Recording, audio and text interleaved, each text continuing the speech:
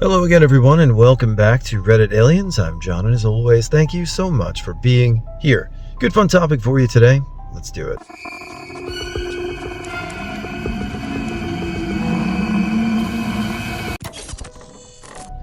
Truck drivers of Reddit. What's a town that you refuse to ever stop in? Please remember to like, share, hype, listen and ask for shoutouts, and subscribe. No human being should ever have to visit King's Lynn in Norfolk, the very shallowest end of the British gene pool. All the local swamp dwellers come in on Friday and Saturdays to get drunk and fight. Entire villages have the same surname, Hellish Place. Ardmore, Oklahoma. I have to deliver fuel here, particularly in the high crime rates area. Was dropping gas at a station that has the tank drops positioned in front of the doors. Long story short, crack whore walks outside and then proceeds to light her cigarette just as I'm releasing my vapor catch. It blew a flaming ball past her face, and all she had to say was, "Well, shit, I guess I had better smoke over there." Never king again. My dad is currently a truck driver. He was previously a firefighter for 26 years before.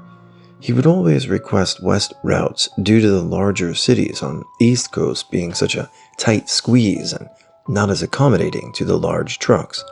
He told me one day, "I have sent guys into and gone into buildings where they're completely engulfed in flames. My breathing apparatus starting to melt on my face, jacket smoking from the heat, and I've never been as afraid as I am driving around downtown New York in a semi-truck." Always makes me chuckle. Dryden, Texas. It looks like the town and the hills have eyes. Everything is frozen in time. Cars from the 70s are just laying around abandoned. Buildings are falling apart. And the only place in town that looks like someone could have lived there, that had a light on, is a general store, but it isn't open. I heard really weird stories about that place once. We made it to Alpine. Dryden is a casualty of the Great Depression. Population of 100 in 1929. Then the rail depot closed. Population 50 in the 70s. 15 people left in town as of 1988. You'd be hard-pressed to find a greater hive of scum and villainy than Columbus, Georgia. As soon as I got out of my car the first time there, I was in a fast food parking lot, and this panicky crackhead comes up to me, telling me that he's got a colostomy bag that's full, and he needs to empty it to prevent a medical emergency from happening. Of course, it can only be emptied by using a special wrench or something, which he accidentally left at home and needs taxi money to get there with. When he sees the look on my face fade from skepticism to full derp, he raises his shirt to reveal an IV bag crudely taped to his chest, filled with what presumably appeared to be his own urine. When I'm hauling racehorses, I will not go through Blythe, Arizona. Actually, California, but I think of it as Arizona, and I'm sorry, but I was too lazy to fix it. Now you're stuck with the Ninja edit. Once got rejected with 9 Canadian racehorse broodmares in 105-degree heat because their international health certs were signed in red ink instead of black. Red was a Canadian requirement at the time. USDA preferred blue or black for USDA origin certs.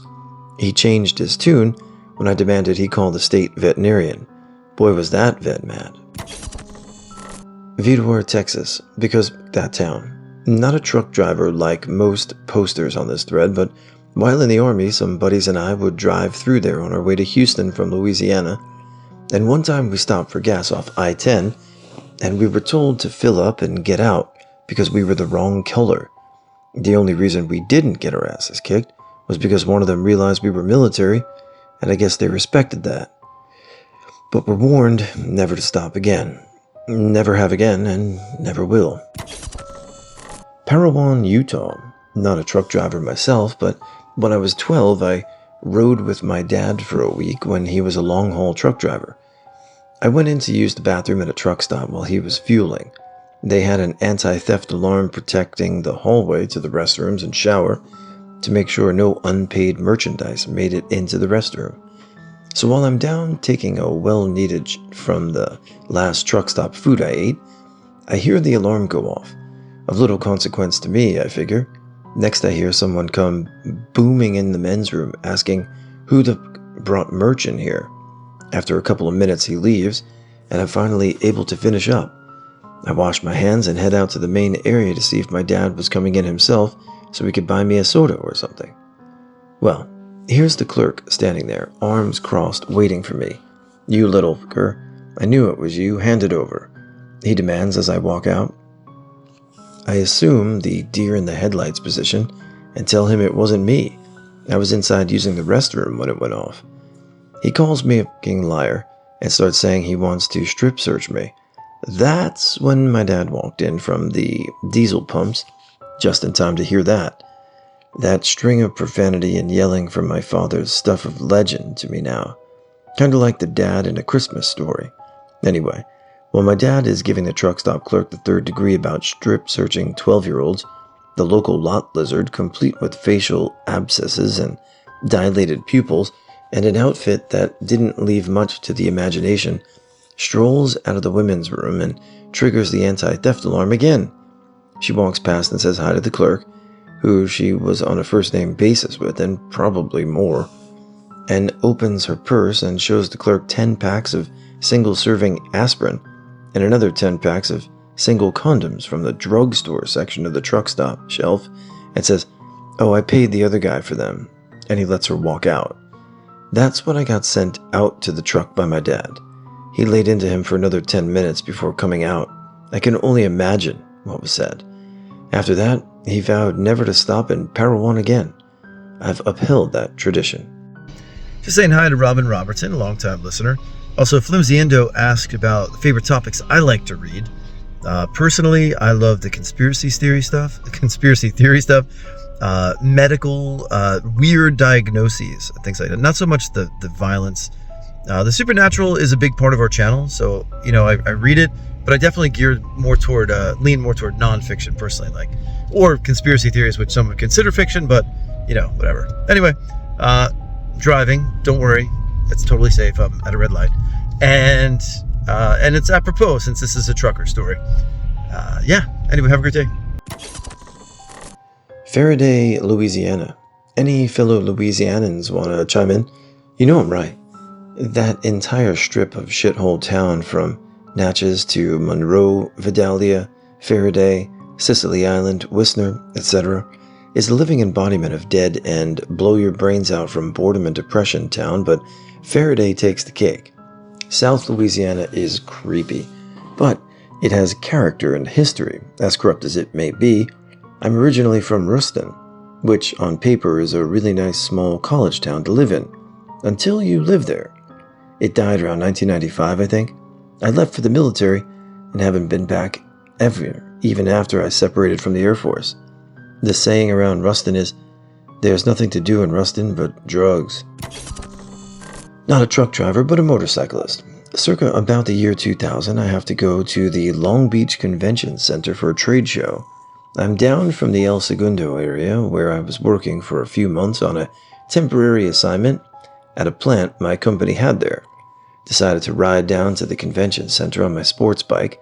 Don't know much about LA and suburbs.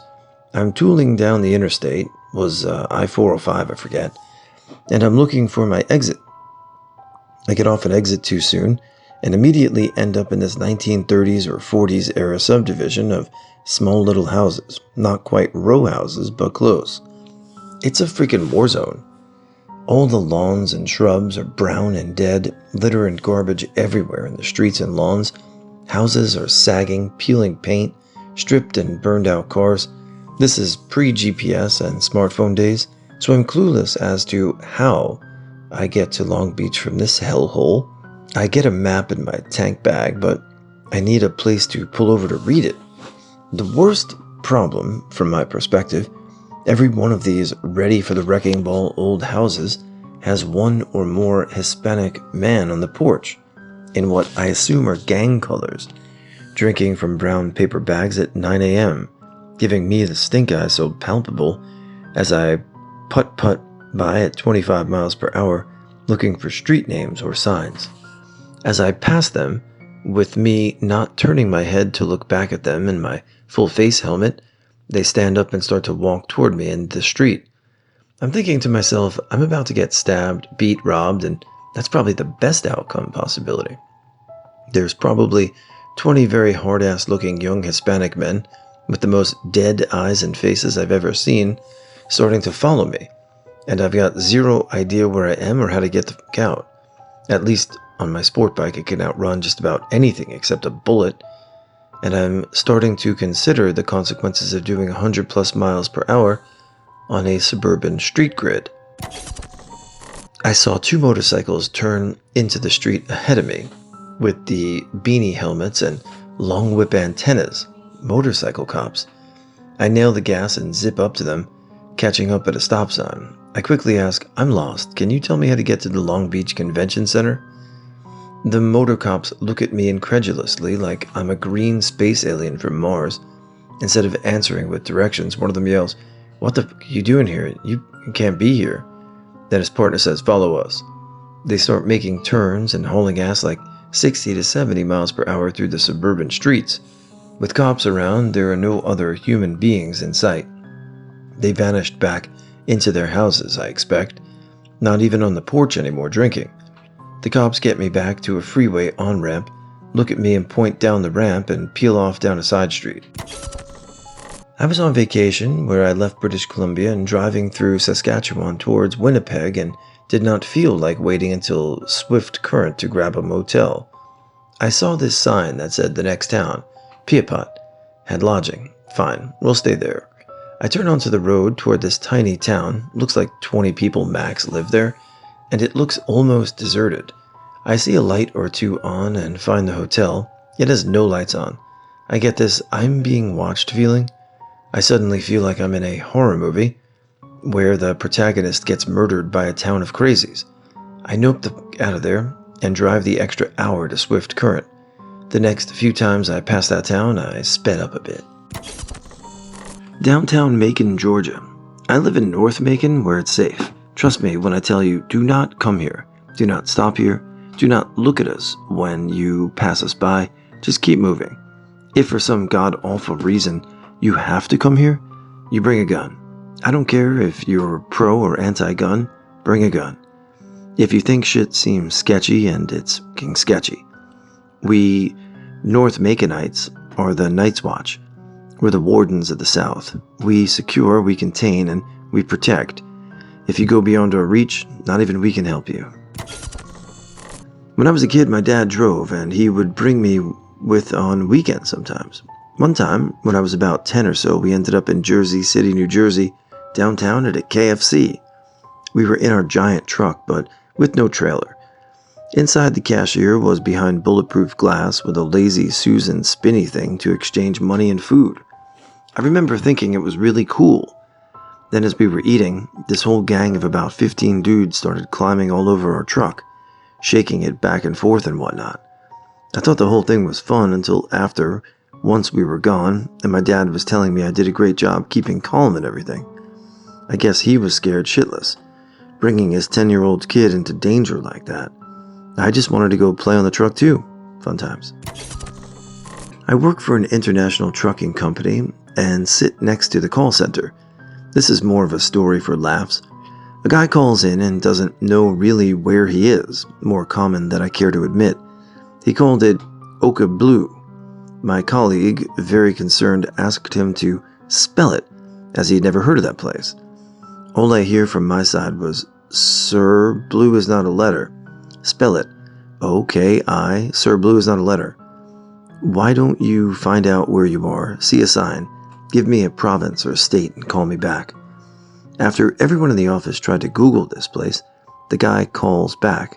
He's in Oak Bluff, which is 15 minutes away from Winnipeg. Guy. North Birmingham, Alabama. The city center and suburbs were really nice, but my god, North Birmingham was scary at night. I felt safer in Camden, New Jersey than I did in North Birmingham.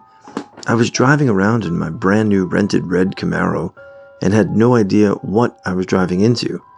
I was playing Ingress at the time and was looking for a portal that was on the outskirts of the bad part of town.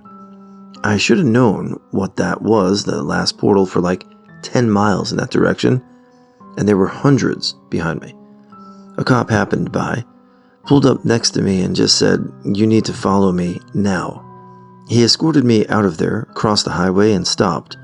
I asked what that was about, and he just said, "Do not cross into this part of town again. Stay in the city center." I drove a truck about 10 years ago, one of many past jobs. I mostly drove up and down the West Coast, pretty much California, Oregon, and Washington. In California, there's this little tiny town about an hour or two north of Fresno called Chowchilla. If you blink, you'll miss it on the California 99. It's by far the worst little town I've ever been in. I'm half black and just stopped there for some food, and 3 people called me the N-word. I was talking to a buddy of mine, and a week later, he said to never go to Chowchilla. They actually still have the KKK there, he said. I don't know if that's true, but after what I experienced and the strange people I saw, I can promise you I'm never going back. Pine Ridge, San Diego, USA, South Dakota. This friggin' place. Me and my buddy had just finished a tour of the Wind Cave in South Dakota because I have an affinity for caves, and we were driving out on our way east, final destination near Charleston, West Virginia. As you approach Pine Ridge from the west, I began to notice that every place was the same sort of manufactured home and had between 5 and 50 cars in various states of disrepair. Also, just downwind of every one of these places was a low spot where there was a ditch or waterway or something, and strung up in all the weeds were bright blue plastic bags everywhere. It all looked very trashy, and we suddenly passed a sign that said, "Pine Ridge, highlight of your vacation." The double irony was outstanding in the field. I stopped in Pine Ridge for fuel, 2 of us in the car, back seat filled with shit, trunk full too, and in the 10 minutes that we were there, 4 different people asked me for money, 2 asked for food, and 1 asked for a ride, being really insistent that he would somehow fit in my tiny car sitting on the passenger. Then, when I pointed out to him that he had fingerprint strangle marks on his neck, and that he really wasn't welcome in my car, and I didn't have any money for him, he became very threatening to the point that we left in such a hurry, my buddy forgot to put the lid back on the engine after adding oil. Caused a shitstorm on the other side of South Dakota, but that's another story. That place was so wretched I marked it in a Sharpie on the map. Never return. Worst place ever. Santa Ana, Texas. My boss and I were headed to Austin and decided to stop for a drink and a potty break. The convenience store was small and dingy, bathroom the same. We picked up 2 Cokes and waited to pay. The guy ahead of us might have had a bath lap week, and he and the clerk were discussing the housing situation. The customer reckoned that they should run all the black families out of town as they were taking the housing he needed. He didn't say black, and then started ranting about the liberal Yankee souls ruining his life. Finished by saying maybe they should just shoot a few. He paid and kept on talking. We're both white, so this was more of a let's just leave now before we have to engage this guy in any kind of dialogue. We got to the car and exhaled heavily, then left town like our ass was on fire. I spent 28 years in the military and lived in Texas a while. The boss was born and raised in Texas. Neither of us had heard that kind of open hatred in our lives. There were several people in the store, and it appeared they were in agreement with this idiot. I take a different route to Austin these days. Beckley, West Virginia is the single most horrible place in the U.S. Lived there for 2 years, refused to stop in ever since. Say hi to someone, get told of golf. Everyone smokes, almost literally, I'd say 88%. Everyone speaks in the manner of a hick. The entire town appears to be rotting, crumbling brick buildings, broken roads, boarded over windows, and the townsfolk seem okay with this. Went to the dentist there, no joke. He was shocked that I had all my teeth. I know of no less than 4 drive-through liquor stores. The police force in town does not do nothing about the drug problem. They in fact transport and sell the stuff for dealers. The roads are narrower in that town than federal law permits, and I know of several intersections where the lane you start in and the lane on the other side of the traffic light requires you to move more than 10 feet to one side, depending on which way you're going. There were no less than 18 deaths from drunk drivers hitting pedestrians in the 2 years I lived there. Long Island, hey, people will steal the wheels off your trailer, cut your locks and steal your cargo, try to sell you anything and everything, and when you decline, try to rob you. Anecdote. Delivering to a warehouse on the island early in my career, parked on this pretty steep hill outside the gates to wait for morning. Security guard let me in, told me it was safer. Middle of the night, hear loud car crash, multiple times. Jump out of the truck to look around. Security guard walks up and tells me not to worry, he's already called the cops. Ask him what happened. He tells me some kid stole a car, put it in neutral at the top of the hill, and let it roll down to see how many it would hit before he stopped. Crazy. Daytona Beach, Florida.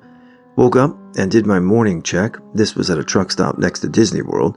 Someone had pulled my fifth wheel pin and lowered the trailer gear, hoping I would pull out and leave the trailer. Truck stop outside Detroit, pounding on my door in the middle of the night. Guy is outside with my window and a gun. Tells me to give me my wallet or he'll shoot me. Apparently, through the glass. Told him to go off. He went to the next truck, started pounding on the window. Amazing. There's a lot more I could tell. I drove for 12 years and more than a couple stories. And a couple million miles. Prospect Avenue, Kansas City, Missouri. My sister, brother, and I, following my dad on the highway. Easter Day, when he went so far, he was out of sight. We decided to use Google Maps, which told us to take an exit off the highway. We figured it was a highway crossover thing, so we went down to the ramp and immediately regretted it. We had exited the safety of the public and entered into a very cloudy and gray area. Literally, it seemed as though the sunshine had disappeared. My sister was driving and recognized her mistake, so she pulled into the nearest parking lot to look at the route on her phone. Neither her nor I had ever been in Kansas City before, let alone this deserted-looking part we were in. She's looking on her phone, and I'm looking on my phone, and suddenly she looks over at me and starts screaming. I look up at her confused, turn to look out my window and see a black man pressing his stomach against the window while he's pulling down his pants. My sister speeds off, and we begin to crazily maneuver our way around, looking for any gas stations or something. We find one, go inside to see the entire counter surrounded in 2-inch bulletproof glass. We explain to the clerk we're lost and have to get back on the highway. He didn't speak much English, and we walk away just as confused. At this point, my sister and I are both crying hysterically and screaming at my brother to shut up in the back. He's the youngest, and we figured he didn't know anything about this either. My sister finds a street she'd heard of, Prospect Avenue, and decides to take it. We took that left turn and didn't press the brakes after that. So many people were on the sidewalks, popping in and out of behind things, watching us. The city looked like it was just crumbling, as did the people. I told my sister to drive toward the children's hospital we could see. We got there, called my dad to tell him where we were, and waited there. When we told him our adventure, he laughed as hard and explained we had heard of Prospect because it was the worst part of Kansas City, and not even the cops go down there, just guns, drugs, gangsters, and such. Turns out, my brother knew where we were the whole time, and knew what to do. He went to concerts all the time in Kansas City. Not a truck driver myself, but I will never ever go back to Dixon, Illinois. My roommate took me and our other roommate to his home there, and I thought I was in an episode of The Twilight Zone. First of all, this town is boring as hell, absolutely zero things to do there, but watch the tears on my face dry. Damn onions. Second, he lived in the area of Dixon called Lost Nation. Lost Nation. It was like in Arrested Development, with a model home as in Sudden Valley. He lived in a neighborhood in Lost Nation called Lost Lake. The entire time we were there, it was gray, bitter, and dark. Of course, the house didn't help any if the dark, dirty, messy, and the bathroom had a fly strip hanging from the ceiling, right next to the toilet, which I didn't notice until day 2. Never again. I think truck stops in Dallas at night are the only place that has genuinely made me concerned about my safety. I can't stop at Fort Worth or Houston without a homeless person banging on the side of the sleeper while I'm sleeping and ask for money. I hear the entire state of New Jersey, Newark in particular. Turn signals mean nothing to those people. I found Ontario to be very friendly. No one has ever cared for my personal safety except for Canadians. I got stuck in the snow in Huntsville, and everyone wanted to bring me blankets and food. Somewhere around Kitchener, I pissed a car off. He rolled his window down to give me a proper talking to. It was really cute.